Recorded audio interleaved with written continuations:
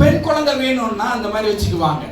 ஜடை போட்டு வச்சுட்டேன்னா அடுத்து பிறக்க போற குழந்தை இந்த மாதிரி எல்லாம் பேர் வைக்கிறது நாம பார்க்கிறோம். அப்போ பேர் யாரு வைப்பாங்கன்னா வேதம் சொல்லுது அந்த குழந்தைய பெத்தெடுத்த பெற்றோர் தான் பேர் வைக்கணும்.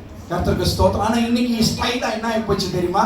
ஊர்ல இருக்கிற பெரியவங்களை கூப்பிடுறது, பாஸ்டர்ஸை கூப்பிடுறது, இல்ல அவங்கள கூப்பிட்டு நீங்க வச்சீங்கன்னா எங்க குழந்தைக்கு ஆசீர்வாதம். அது சரி, அதெல்லாம் கரெக்ட் தான். ஆனா ஆண்டவர் குழந்தைக்கு பேர் வைக்கிற அதிகாரம் யாருக்கு கொடுத்திருக்கிறாருன்னா, ஒண்ணு தாய்க்கு, இல்லைன்னா தகப்பன். தாய் அவங்க பாட்டி தாத்தா கூட கிடையாது.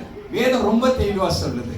பெற்றெடுத்த பிள்ளைங்களுக்கு யார் பேரை வைக்கணும்னா, ஒண்ணு அப்பா வைக்கணும், இல்ல அம்மா வைக்கணும். பைபிள்ல பாத்தீங்கன்னா முத பேர் யார் வச்சா தெரியுமா? ஆதாம் கிட்ட ஆண்டவர் எல்லா மிருகஜீவங்களாம் கொண்டு வந்த உடனே ஆதாம் எல்லா மிருகஜீவத்தையும் பார்த்து, இது சிங்கம், இது புலி, இது யானை, இது கழுத, அப்படின்னு ஒவ்வொன்றையும் பார்த்து எல்லா மிருகத்துக்கும் ஆதாம் பேர் வச்சார்.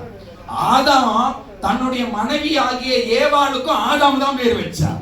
இல்ல ஆதாம் கிட்ட ஆண்டவர் கொண்டு வந்து நிறுத்தின உடனே அந்த மனைவியை பார்த்து, என் எலும்பிலிருந்து எடுக்கப்பட்ட எலும்பு, என்னுடைய மாம்சத்திலிருந்து எடுக்கப்பட்ட மாம்சமா இருக்கிறதுனால, மனுஷர்களுக்கெல்லாம் தாயா இருக்கிறதுனால இவங்க ஏவாள் என்று சொல்லப்படுவாள் அப்படின்னு ஆதாம் மனைவிக்கு பேரை வச்சார். கர்த்தருக்கு ஸ்தோத்திரம். பேர் வைக்கிறதுக்கு பெரியவங்க தான் பேர் வைக்க முடியும். உங்களுக்கு எத்தனை பேருக்கு தெரியும், நாம ஆராதிக்கிற ஆண்டவருக்கு பேரே கிடையாது. ஏன் பேர் இல்லை தெரியுமா?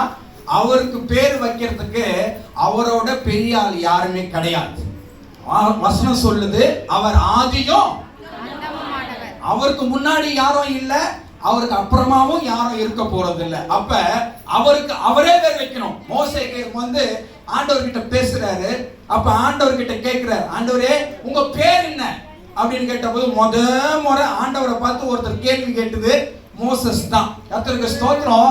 ஆண்டவரை பார்த்து கேட்கிறார், உன் பேர் என்னப்பா அப்படின்னு கேட்டா, அன்னைக்குதான் ஆண்டவரே யோசிக்கிறார், என்னடா இவன் இப்படி கேட்டுட்டான் அப்படின்னு சொல்லி. அன்னைக்கு ஆண்டவர் ஃபர்ஸ்ட் சொல்லி பார்த்தார், என் பேரு ஆபிரகாமின் தேவன், ஈசாக்கின் தேவன், யாக்கோபின் தேவன் அப்படின்னு சொல்லி பார்த்தார். மோசே ஒத்துக்கல. ஆண்டவரே அது எப்படி, உங்க பேர் என்னன்னு கேட்டா நான் என்ன சொல்றது? அப்போதான் ஆண்டவர் சொன்னாரு, நான் இருக்கிறவராகவே. அப்படின்னா அர்த்தம் தெரியுமா? அன்னைக்கு இருந்தேன்னு இப்பவும் அப்படியே இருக்கிறேன். கோடி வருஷங்களுக்கு முன்னாடி எப்படி இருந்தேன்னா இப்பவும் அப்படியே இருக்கிறேன். இனிமேலும் அப்படிதான் இருக்க போறேன்.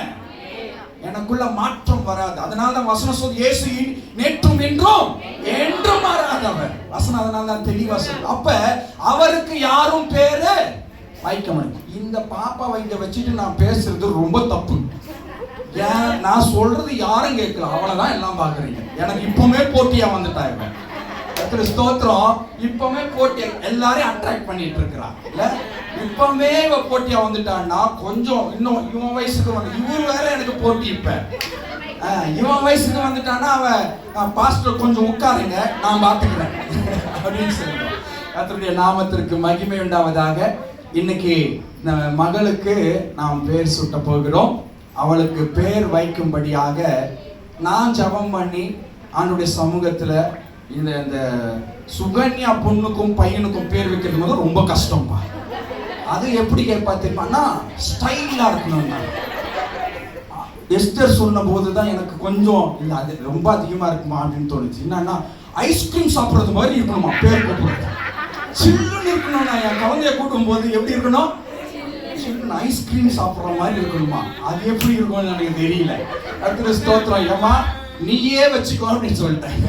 உன் பொண்ணுக்கு பேரு நீயே வச்சுக்கோ, தயவு செய்து தேடி கண்டுபிடின்னு சொல்லி அவளுக்கு சொன்னா இந்த வாரத்துல இருந்து 2 வாரம் 3 வாரமா தேடுறாங்க போல இருக்கு. கர்த்தருக்கு ஸ்தோத்திரம். கடைசியாய் தேவன் ஒரு நல்ல பேரை அந்த மகளுக்கு தேவன் கொடுத்திருக்கிறார்.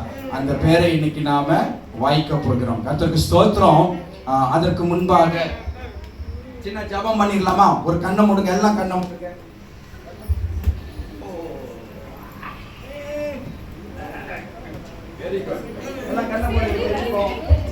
எல்லாம் கண்ணை மூடுவோம். நல்ல பிதாவே மை துதிக்கிறோம், மை ஸ்தோத்திரிக்கிறோம். நல்லவர், கிருபை நிறைந்தவர், நேற்று இன்றும் என்றும் மாறாத தேவன்.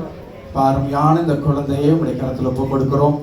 ஆண்டவரே, அன்பு சகோதரன் கிதியோனுக்கும், ஆண்டவரே அன்பு சகோதரி தெபோராளுக்கும் நீர் கொடுத்த இந்த குழந்தைக்காய் நன்றி சொல்றோம். ஆண்டவரே, இந்த ஆண்டவரே மாதங்கள் 5 மாதங்கள் ஆண்டவரே அற்புதமாய் நீர் நடத்தி வந்தீங்கப்பா. எவ்வளவோ கடினமான பாதை, எவ்வளவோ பிரச்சனைகள் ஆண்டவரே, எல்லாம் பலவீனத்தின் மத்தியில உடைய கரம் மகளோடு கூட வைத்து, தாயோடு கூட வைத்து, நிறைய குடும்பத்தோடு கூட வைத்து நீர் நடத்தினதற்காக நன்றி சொல்றோம் தகப்பனே. இப்போதும் கூட ஆண்டவரே, பெற்றோர் இந்த பிள்ளைக்கு வைக்க போகிற பேர் நீர் முன்பாகவே அது முன்குறித்தீர் என்று நாங்கள் நம்புறோம், விசுவாசிக்கிறோம். ஆண்டவரே, நீர் கொடுத்த பேர் தான் நாங்கள் வைக்கிறோம். ஆண்டவரே, அந்த பேர் இந்த மகளுக்கு ஆண்டவரே நாங்கள் வைக்கும் போது ஆண்டவரே உடைய நாமத்தினால நாங்கள் வைக்கிற இந்த பெயர் ஆண்டவரே ஒரு நல்ல இந்த உலகத்துல வாழ்ற அத்தனை நாட்களும் ஆண்டவரே அந்த பேரும் புகழ்ச்சியும் உடைய நாமத்துக்கு மகிமையும் கொண்டு வருகிற நிறைய பேராய் நீர் வைத்து நீர் நடத்தும்படியாக இப்ப இயேசுவின் நாமத்தில் ஜெபிக்கிறோம் எங்கள் நல்ல பிதாவே, ஆமென். ஆமென். Praise the Lord. இந்த நேரத்துல இந்த பாப்பாக்கு நம்ம பேர் வைக்க போறோம். என்ன பேருன்னு கேட்டீங்கன்னா, பெரிய அண்ணாக்கு தெரிஞ்சு சொன்னாரா தெரியாம சொன்னாரான்னு எனக்கு தெரியல. பெரிய அண்ணா என்ன தெரியுமா சொன்னாரு? எத்தனை பேருக்கு தெரியும்? மிராக்கிள் பேபி அப்படின்னா கரெக்டா? என்ன சொன்னாருமா? Miracle baby. கர்த்தருக்கு ஸ்தோத்திரம். அந்த மிராக்கிள் பேபி, அந்த ஆடியை விட மாட்டேன். அந்த மிராக்கிள் பேபி அப்படின்னு அண்ணன் சொன்னது போலவே இவளுக்கு 2 அவருடைய பேர்ல 2 பேர் வருது. ஒரு பேர் என்னன்னா மிராக்கிளின். இங்க யாரோ சொன்னாங்க மிராக்கிளின் இல்ல, அவளுக்கு மிராக்கிளின் என்கின்ற பெயர் சொல்றோம். அது போலவே இந்த நாட்கள்ல அவங்க அம்மாக்கு இருந்த விசுவாசம் இதுக்கு முன்னாடி இருந்த விசுவாசத்தை விட அதிகமா வந்துருச்சு. அவளே சொன்னா சாட்சி இல்ல. பைபிள்ல அந்த அளவுக்கு ஒருத்தருக்கு விசுவாசம் இருந்ததுன்னா அது யாருக்கு இருந்துச்சுன்னா, தீமோத்தின்னு சொல்ற ஒரு தேவ ஊழியர், அப்போஸ்தலனாகிய பவுலுக்கு சீஷனா இருந்த தீமோத்தியினுடைய பாட்டி பேரு லோவிசா. இப்பதான் நம்ம வாசித்தோம் இல்ல. அந்த லோவிசா ரொம்ப விசுவாசம் உள்ளவங்க, ரொம்ப நம்பிக்கை ஆண்டவர்கிட்ட இருந்தாங்க. அந்த அம்மா விசுவாசத்தை போல இன்னைக்கு சுகன்யா விசுவாசத்தை தேவன் பலப்படுத்தி இருக்கிறார். கர்த்தருக்கு எல்லா கரங்களை தட்டுவோமா? அப்ப இந்த மகளுக்கு பிதா குமார பரிசுத்தாவின் திரியேக நாமத்திலே இந்த மகளுக்கு லோவிசா மிராக்கிளின் என்று பெயர் நாம் சொல்லுகிறோம். எல்லாரும் கரங்களை தட்டி அவருடைய நாமத்தை மகிமைப்படுத்துவோம். லோவிசா மிராக்கிளின். நான் சொல்லும் போது பாருங்க, நான் கூப்பிடுறேன், உங்களை பார்க்கிறேன் அப்படின்னா நீங்களாம் கூப்பிட மாட்டீங்களான்னு பார்க்கிறேன். கூப்பிடலாமா? எல்லாரும் என்னோட கூட சொல்லுங்க. லோவிசா, லோவிசா, லோவிசா மிராக்கிளின், லோவிசா மிராக்கிளின், லோவிசா மிராக்கிளின். சொல்லுங்கப்பா. லோவிசா மிராக்கிளின், லோவிசா மிராக்கிளின். அப்பா ஜோரா கை தட்டிடலாமா? இவங்க பாட்டி, இவங்க தாத்தா. வாங்க 2 சைடுலும் சுகன்யா அம்மா அப்பா, கிதியோன் அம்மா அப்பா மேடைக்கு வரணும். ஃபாஸ்டா வாங்க, சீக்கிரம் வாங்க. அவங்க சொல்லணும், அதுக்கு தான் இந்த டெஸ்ட். சீக்கிரம் வாங்க, சீக்கிரம் வாங்க. நம்ம தூக்கிக்கோ, தூக்கிக்கோ.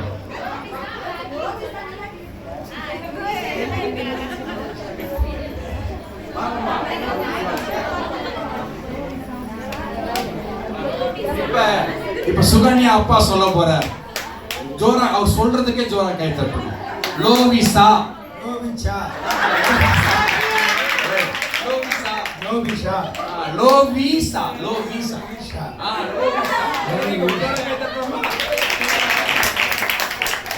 இந்த பேர் சொன்ன உடனே ஒரு வயித்துல இருக்கிற பிரச்சனை தீரும். சொல்லுங்க. லோவிசா, லோவிசா, லோவிசா மிராக்கிளின், லோவிசா மிராக்கிளின்.